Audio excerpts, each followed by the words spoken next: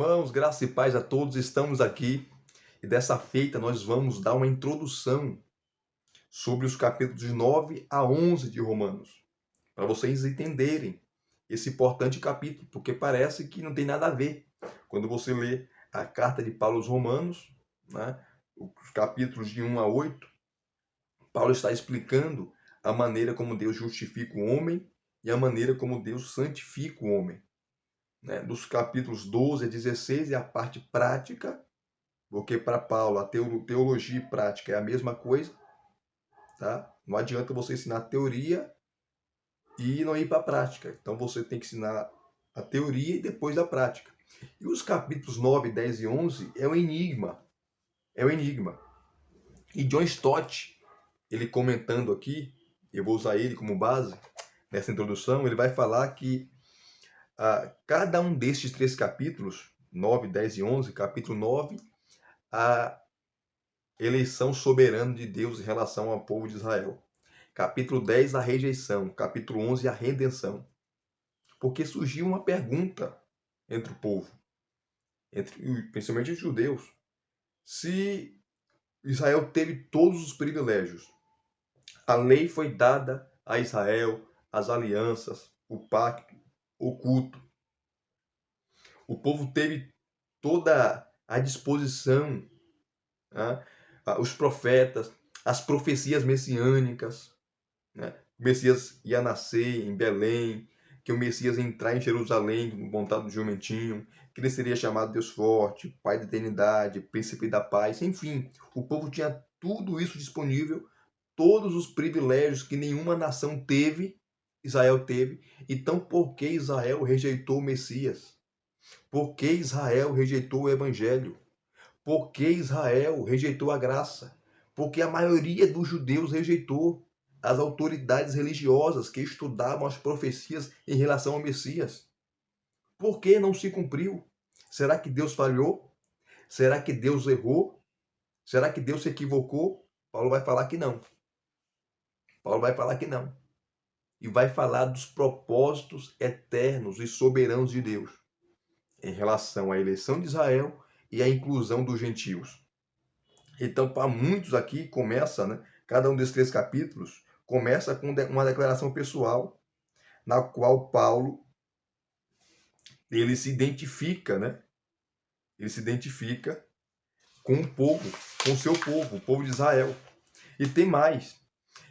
Segundo o Dr. Tom Wright, ele é radical quando ele fala que Romanos é um livro tão cheio de problemas quanto o ouriço de espinhos. Né? E muitos, segundo ele, já desistiram dele como se fosse um mau negócio. Para eles, Romanos é um livro que contém 8 capítulos de evangelho no começo, 4 de aplicação no final e no meio 3 capítulos de puro enigma. Né? Para alguns, Romanos 9 a 11 não passa de um parênteses, um desvio ou um apêndice. Mas não. Romanos, né, de 9 a 11, são a parte integrante do desenrolar do argumento do apóstolo e constituem uma parte essencial da epístola, porque Paulo já vem falando já de judeus e gentios em toda a carta, desde o capítulo 1. Capítulo 2, ele vai falar dos judeus, que os judeus são pecadores, necessitam da salvação, tá? Todos pecaram e destituídos são da glória de Deus. Ele vai pegar o capítulo 4 todo, vai pegar o pai da nação de Israel, Abraão, e vai demonstrar que Abraão não foi salvo ou justificado por obras, mas por fé.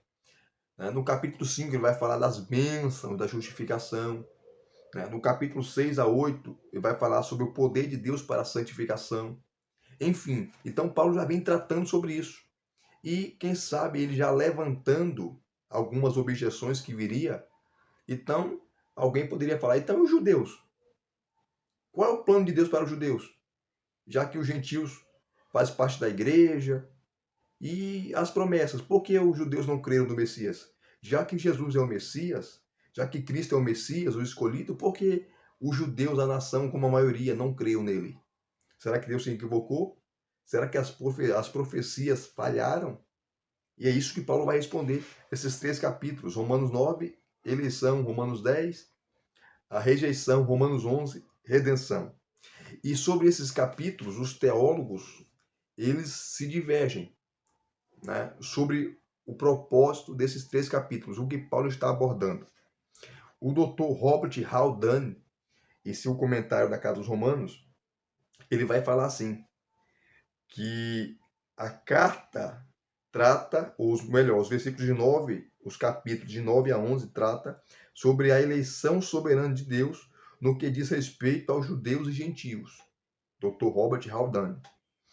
O Charles Hodge, em seu comentário aqui, ó, da carta aos Romanos, ele vai dizer que os capítulos de 9 a 11 fala da inclusão dos gentios e a exclusão dos judeus.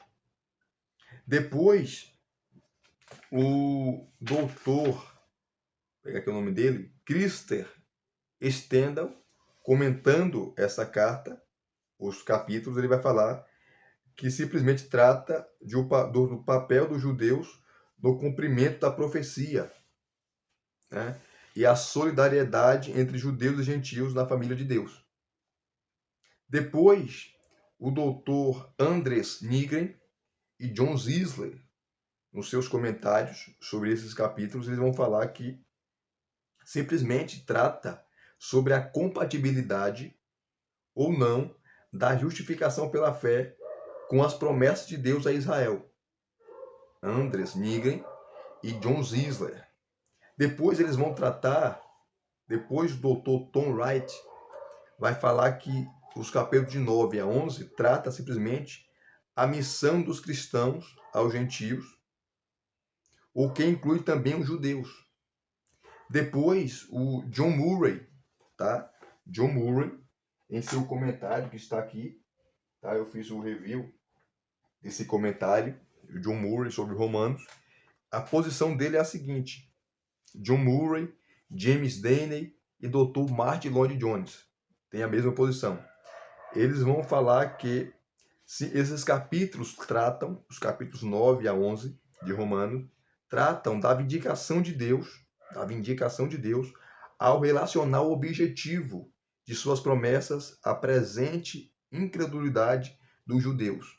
Dr. John Murray, James Denney e Martin Lloyd Jones. Né? Então, os estudiosos, eles procuram identificar, queridos, um único tema principal desses 3 capítulos e admitem prontamente que esses capítulos abordam também assuntos paralelos, outros assuntos. Então, não dá para você formar um consenso, tá? E claro que o tema dominante, predominante nos capítulos 9 a 11 é a incredulidade de Israel, do povo de Israel, dos judeus, né? Assim como os problemas daí resultantes. E outros sim, o texto é enfático que trata claramente da soberania de Deus, mas também da responsabilidade humana, né? Deus é soberano, é, mas Israel foi o culpado. O culpado não é Deus, o culpado foi Israel. Quem rejeitou o Messias foi o povo judeu. Quem rejeitou as profecias messiânicas em relação ao Messias foi o povo judeu. Quem o crucificou, né? Claro que teve um bojo ali, né? Roma, juntamente com as autoridades judaicas que o crucificaram, né? Eles são responsáveis. Então, o texto mostra claramente nos 3 capítulos a soberania de Deus, mas a responsabilidade deles por negligenciarem e não aceitarem Cristo como Messias. Então, como que é? Então, aqui surgem várias perguntas que Paulo vai responder, né? Como que é que esse povo privilegiado por Deus pôde deixar de reconhecer o seu Messias? Já que o evangelho havia sido prometido nas Sagradas Escrituras, por que eles não o aceitaram? Se a boa nova era de fato o poder salvador de Deus, primeiro ao judeu, depois ao grego, né? Por que não foram eles os primeiros a aceitá-los? Ou a aceitá-la, mas negligenciou? E outra coisa, como é possível conciliar essa atitude de rejeição do povo de Israel com a aliança de Deus e com suas promessas? De que maneira a conversão dos gentios, assim como a missão singular de Paulo como apóstolo dos gentios, se enquadra nos planos de Deus? Olha só uma pergunta difícil, né? E qual seria o propósito de Deus para o futuro deles, tanto judeus como gentios? Qual o propósito? Então, cada capítulo, querido, já trata de um aspecto diferente da relação de Deus com Israel, com o passado, o presente e o futuro. Então, nos capítulos 9, versículos de 1 a 33, né, Paulo aborda o fracasso de Israel e o propósito da eleição de Deus em relação ao povo de Israel, que o Israel é o povo eleito, tá? E foram eleitos incondicionalmente. Mas também o texto vai tratar da eleição dos gentios, que agora fazem parte do povo de Deus também e tem todas as benesses disponíveis das bênçãos que o povo desfrutava, o povo de Israel. Depois dos capítulos, o capítulo 10, os versículos 1 a 21, Paulo vai falar da culpa de Israel, o desapontamento de Deus com a desobediência de seu povo. E depois, o capítulo 11, de 1 a 32, o desígnio eterno de Deus. E no final, os versículos 33 a 36, a doxologia, a sabedoria e a generosidade de Deus.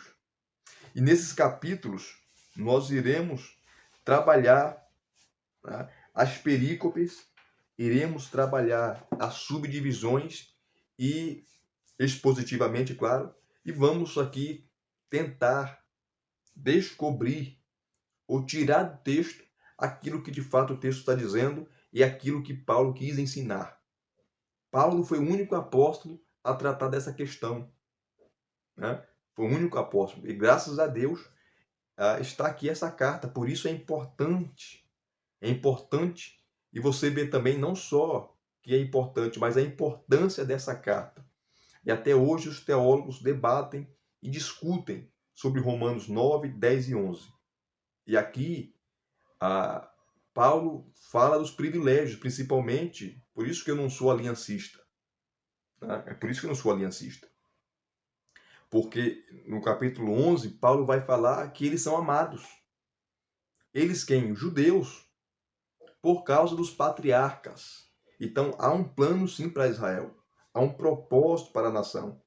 Haverá conversões em massa do povo judeu antes de Cristo voltar.